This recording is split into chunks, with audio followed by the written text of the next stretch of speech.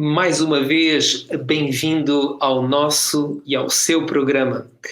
O tempo passa muito depressa. Aquilo que fazemos de forma habitual, os nossos hábitos, portanto, ajudam-nos a perder a noção do tempo. Mas agora que nos confrontamos com o fim deste período de tempo a que chamamos 2020, talvez seja um momento ideal para reavaliar a maneira como queremos viver o 2021. O programa de hoje, portanto, tem como título Ano Novo, Hábitos Novos. E conosco, para falar deste assunto, temos como convidada a doutora Eunice Parcelas Graça. A doutora Eunice está a fazer a sua especialidade em imunohemoterapia, mas também tem um interesse muito especial em medicina de estilos de vida. Doutora Eunice, muito bem-vinda a este programa e obrigado por ter aceito o nosso convite para estar connosco. Obrigada eu e bem-vindos e também olá a todos. Vamos começar então a nossa conversa sobre o nosso tema de hoje. Permita-me tratá-la por Eunice. Claro. Eunice, qual é a importância dos hábitos de saúde na vida de uma pessoa? Bem, isto é um tema muito complexo e com muito para conversar, não é? Com muito para falar. Mas os hábitos em si definem muito da nossa saúde, não é? Muitas pessoas pensam que é a genética, que são os genes que maioritariamente determinam a nossa saúde, não é? Nós ouvimos muitas vezes dizer aquela pessoa teve um infarto, coitado, pronto, o avô já tinha falecido de infarto, ou por exemplo, o meu pai tem esta doença, então é inevitável que eu tenha também. E embora algumas doenças sejam de facto assim, que a genética tem um papel muito, muito importante, a maioria das doenças ditas crónicas, não é? As doenças principais do século XXI, se agora esquecermos esta principal doença que está a abalar o nosso mundo, não é? Mas a maior parte destas doenças estão muito relacionadas com os nossos hábitos, não é? Portanto, aquilo que nós fazemos continuamente, diária e continuamente, não é? Por exemplo, se nós olharmos para as principais causas de morte em Portugal, que são as doenças cardiovasculares, quer sejam doenças do coração, por exemplo, os infartos, quer sejam doenças mais do cérebro, mais cerebrovasculares, por exemplo, AVC. Muitos desses têm fatores de risco associados que ao longo de muitos anos desses fatores de risco vão desenvolvendo o processo e a lesão para provocar essas doenças, não é? Portanto, ao longo de muitos anos esses maus hábitos acumulados e esses fatores de risco cada vez mais acentuados podem levar a essas lesões e a essas doenças, não é? E se nós eliminarmos alguns desses fatores de risco, nós impedimos esse processo de desenvolvimento dessas doenças, dessas patologias. Por exemplo, podemos falar da hipertensão arterial, da diabetes mellitus tipo 2, da dislipidemia, como seja, por exemplo, o colesterol elevado ou os triglicéridos elevados. Podemos falar da obesidade e do excesso de peso. Podemos falar também da osteoporose, do síndrome metabólico. Portanto, são tudo problemas de saúde que nós podemos evitar ou travar com o nosso estilo de vida. Claro que algumas pessoas têm uma predisposição genética para elas, não é? Uma pessoa de facto pode ter uma predisposição genética da família para uma determinada doença, um determinado problema, mas não quer dizer que não a possa travar, diminuir ou até eliminar, ok? Sabemos também, por exemplo, que o cancro é uma doença que tem vindo a ser cada vez mais prevalente na população, o que não acontecia há algumas centenas de anos atrás. Isto tanto pode ser porque as pessoas vivem mais tempo, não é? Portanto, têm tempo, entre aspas, de desenvolver outras doenças, mas também pelos maus hábitos de vida que estão enraizados na nossa sociedade ocidental, desenvolvida, civilizada, não é?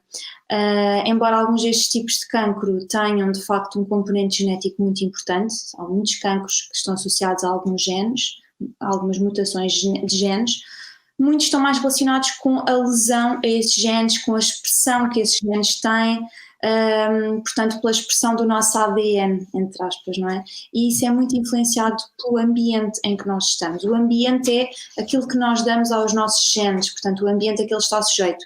Tanto é o nosso ambiente, de facto, não é?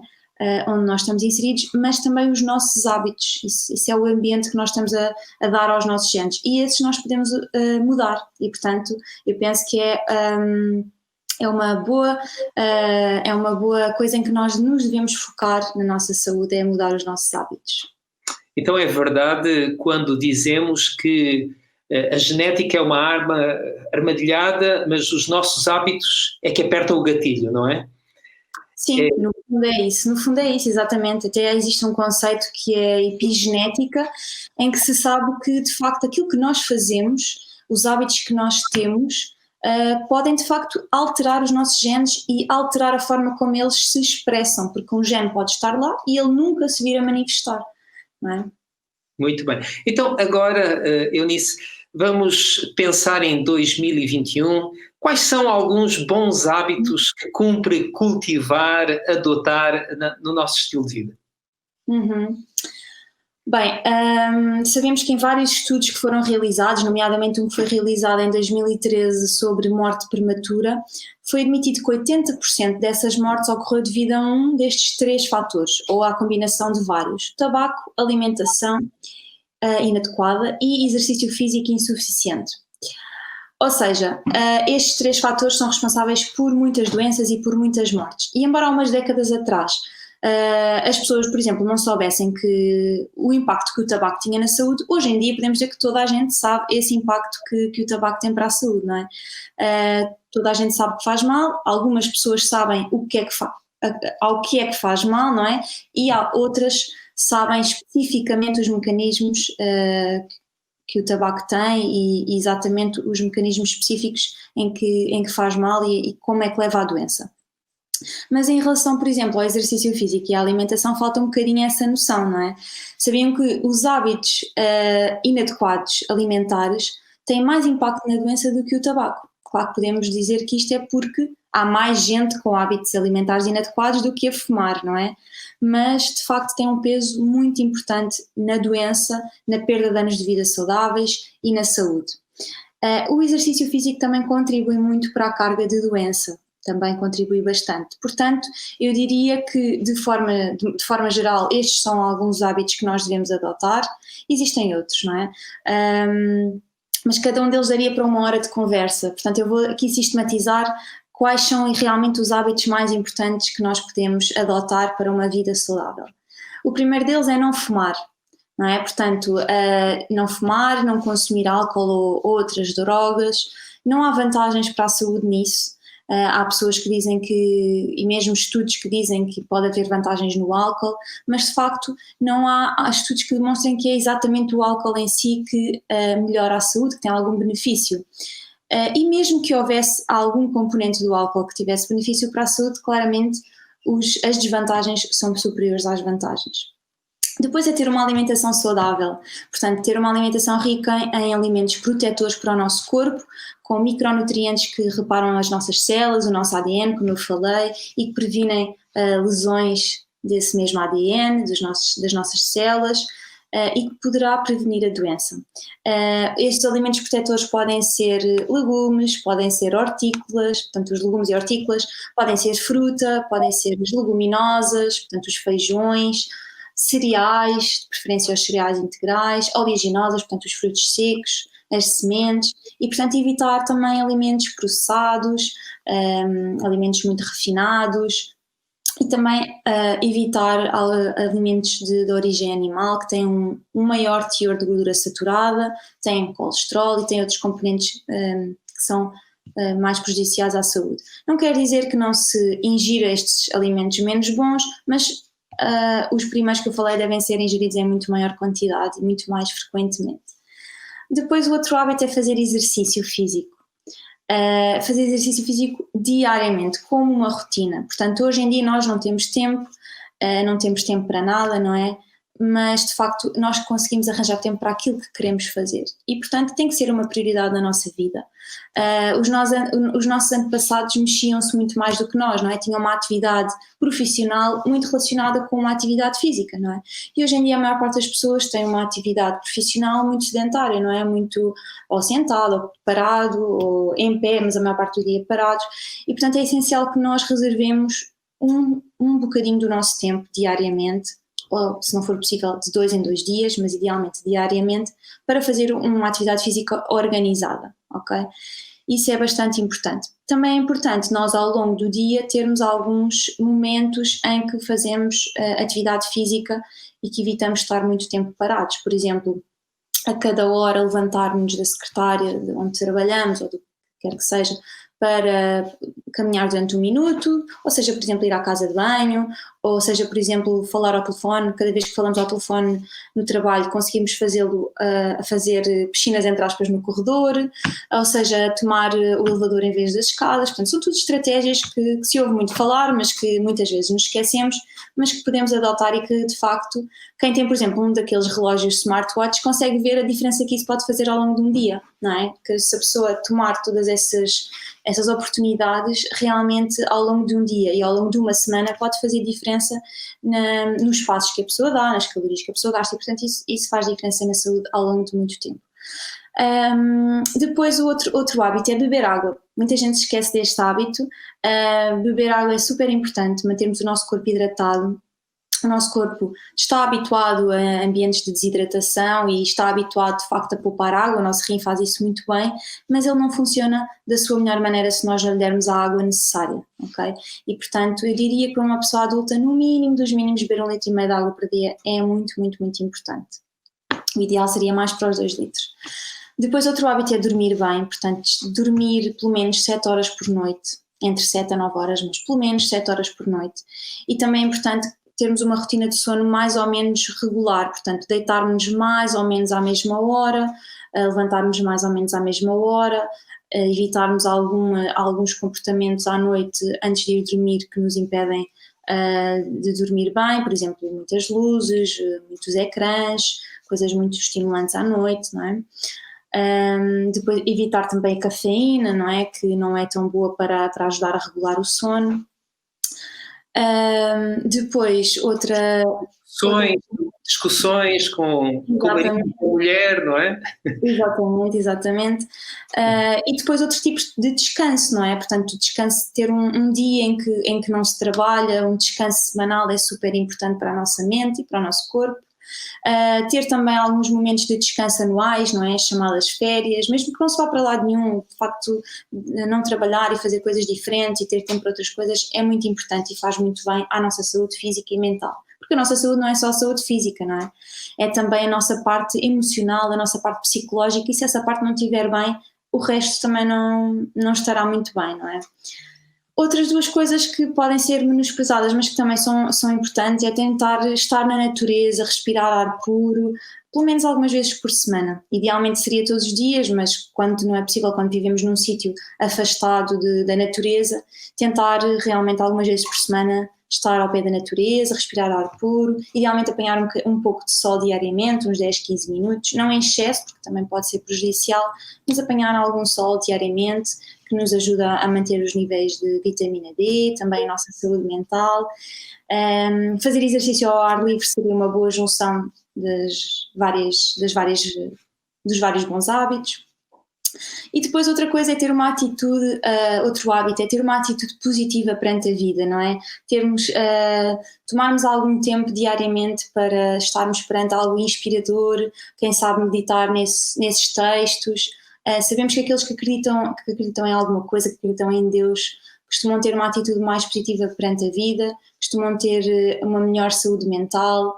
Sabemos que confiar, dar graças, estar gratos pelas coisas boas que nos acontecem, pelas coisas boas que temos, é muito importante para a nossa saúde mental, e isso influencia a nossa saúde física também.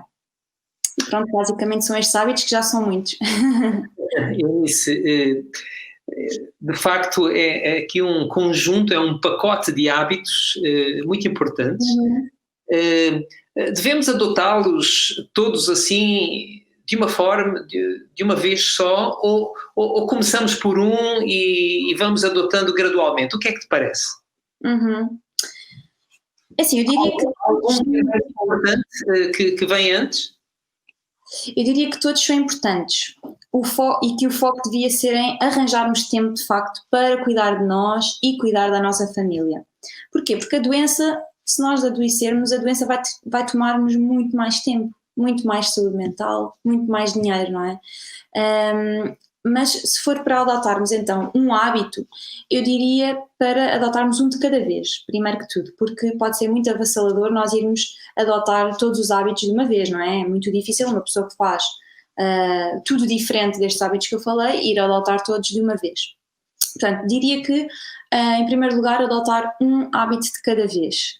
Depois, talvez seja mais fácil adotar primeiro aquele que é mais fácil para nós. Por exemplo, se eu achar que beber 1,5 litro ou 2 litros de água por dia, que vai ser muito fácil para mim adotar, talvez seja bom eu começar por esse hábito, porque aí vou ganhar motivação e para depois implementar outros hábitos. Também posso começar por deixar um hábito mau que eu tenho e substituí-lo por um bom, não é? Se eu tenho um hábito de fumar, não é? Se eu tenho um hábito de comer muitos doces, se calhar pode ser uma prioridade eu começar por deixar esse mau hábito e substituí-lo por um bom, não é? Por defeito e na dúvida diria para começarmos, por exemplo, com a alimentação. Talvez seja um dos mais complexos e que mais trabalho dá, provavelmente, mas pode ser aquele que tem mais impacto na nossa saúde física. E talvez também de seguida o exercício físico. Muito bem. Eu disse, e como é que se consegue implementar um novo hábito? Que estratégias nos podem ajudar a fazê-lo com sucesso? Ok, temos que ter um esforço inicial muito grande, não é? Muitas vezes quando já o implementamos, o continuar é mais fácil. Muitas vezes o esforço inicial é que é o mais complicado, temos que ter de facto muito autodomínio, muita perseverança, porque é muitas vezes difícil, não é? Desenraizar hábitos de anos e anos e implementar hábitos que nos são estranhos, não é? Porquê? Porque um hábito é uma ação que se repete continuamente, com regularidade, é um comportamento quase que inconsciente que resulta da repetição frequente de certos hábitos, atos, não é? Mas para que ele se torne quase inconsciente, para que ele se torne uma rotina, um hábito, eu tenho que fazer um esforço inicial para que isso se torne a norma na minha vida, não é? Porque antes não era.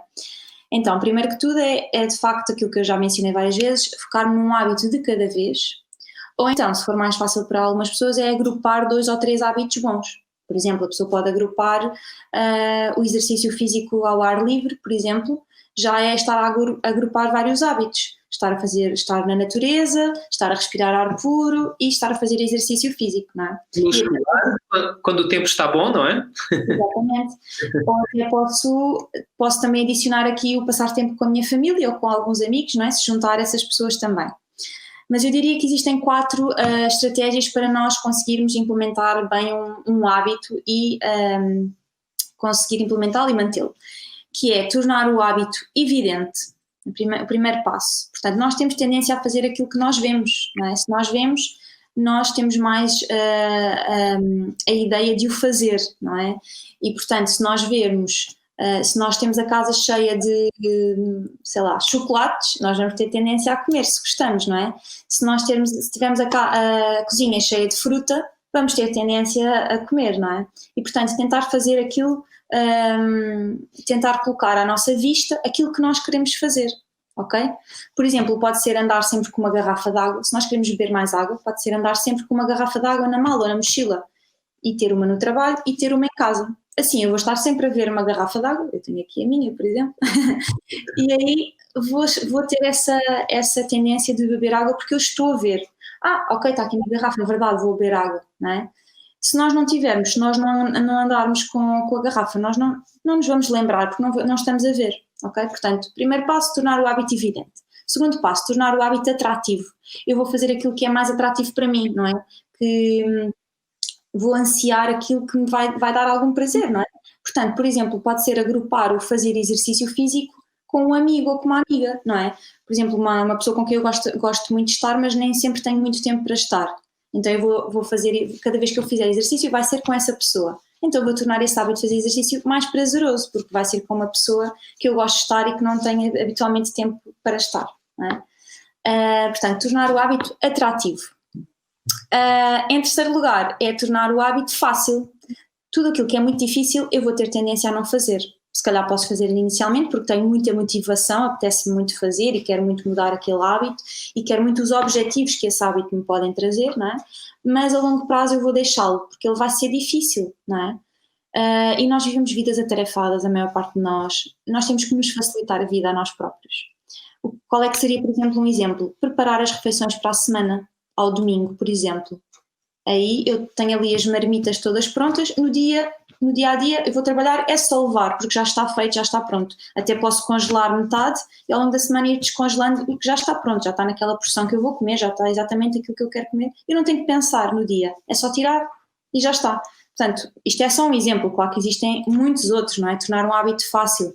Pode ser, por exemplo, dormir em roupa de exercício, em calças de fato de treino, em sutiã de desporto, em t-shirt de desporto e no dia a seguir é só levantar e ir. É muito mais fácil do que a pessoa, está tão quentinho este pijama, tirar e vestir outra roupa, não é? Pronto. Isto são 2 exemplos, mas há muitos exemplos e cada pessoa tem que adotar as suas próprias estratégias. A quarta estratégia é tornar um hábito gratificante. Claro que nós não devemos fazer as coisas pelas recompensas, mas nós sabemos que a recompensa final e a sensação de satisfação no final é importante. Portanto, pode ser, por exemplo, nós fazermos um registro de hábitos, em que todos os dias vamos lá fazer um check, um certo no hábito. Por exemplo, eu fazer uma grelha de hábitos de beber 2 litros de água por dia. Eu vou lá, domingo, certo. Segunda, certo. Terça, portanto, eu consegui completar uma semana. Fico contente, isso é uma gratificação.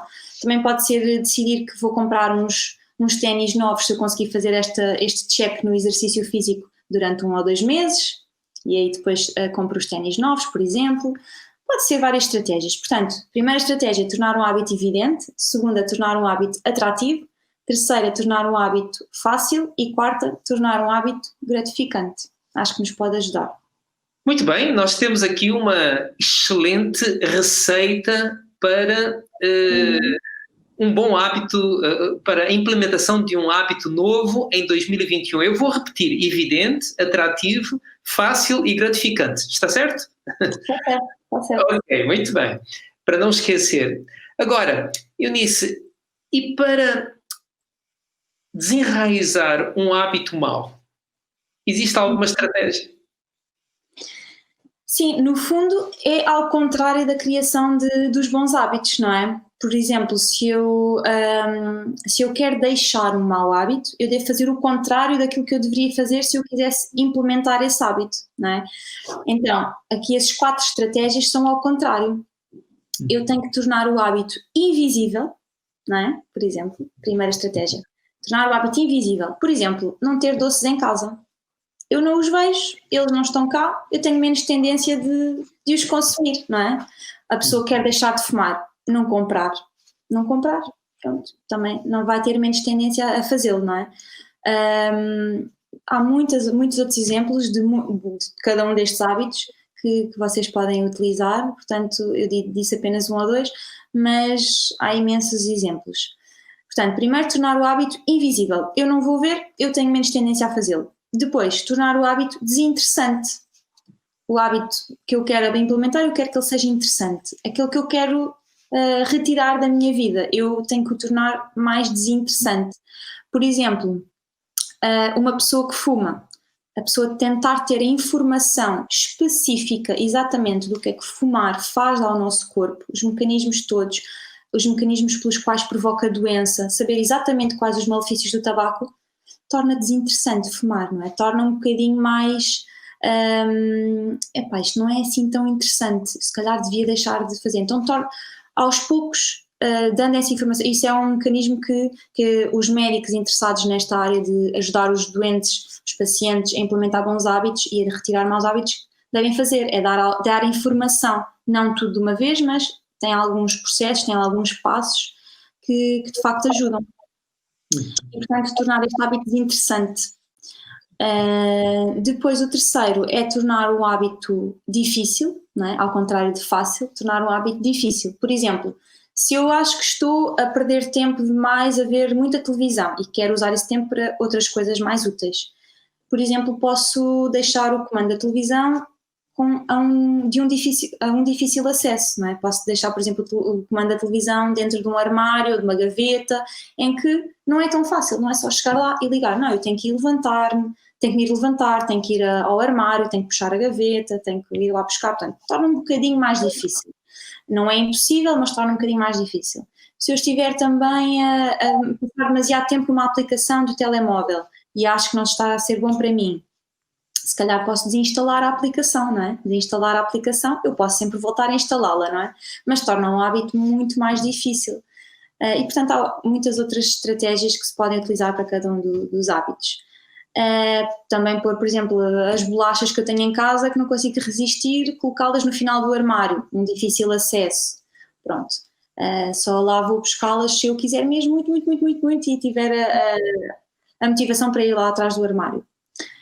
E depois a quarta estratégia é tornar o hábito insatisfatório, portanto ao contrário de satisfatório, não é? Portanto diminuir o prazer associado a esse hábito. Não sei se, por exemplo, quem rói as unhas já usou uma estratégia destas, que é colocar um verniz que sabe mal, não é? Por exemplo, quem rói as unhas, às vezes crianças até, existe um verniz que se põe nas unhas que sabe mal e a pessoa cada vez que vai roer as unhas, sabe mal, não vou roer. Portanto é alguma coisa deste género. Portanto, eu faço um hábito e tenho uma consequência negativa e isso torna o hábito insatisfatório.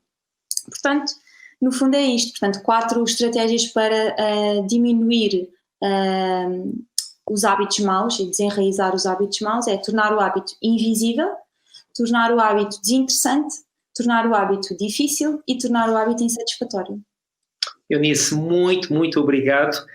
Estes conselhos simples e práticos vão fazer certamente a diferença na vida de quem nos está a ouvir ou a ver. Muito obrigado, Eunice, por ter estado connosco neste programa e ter partilhado estes conhecimentos tão úteis. Esperamos vê-la aqui em breve novamente e um bom ano também para ti, Eunice. Obrigada, igualmente. Para um ano cheio de bons hábitos. Igualmente, para todos. Vamos então terminando mais este programa e queremos vos dizer que aqui na RCS ou na Novo Tempo estamos sempre ao seu dispor para poder auxiliá-lo a construir uma vida mais saudável e mais feliz. Se quiser entrar em contacto connosco para colocar uma pergunta ou fazer um comentário, sinta-se livre para o fazê-lo. Repetimos aqui o nosso número de telefone 933 93 9291 e pode fazê-lo também através do nosso e-mail programas@novotempo.pt. Agradeço também a si por ter estado presente, por ter assistido este programa. Esperamos vê-lo em breve.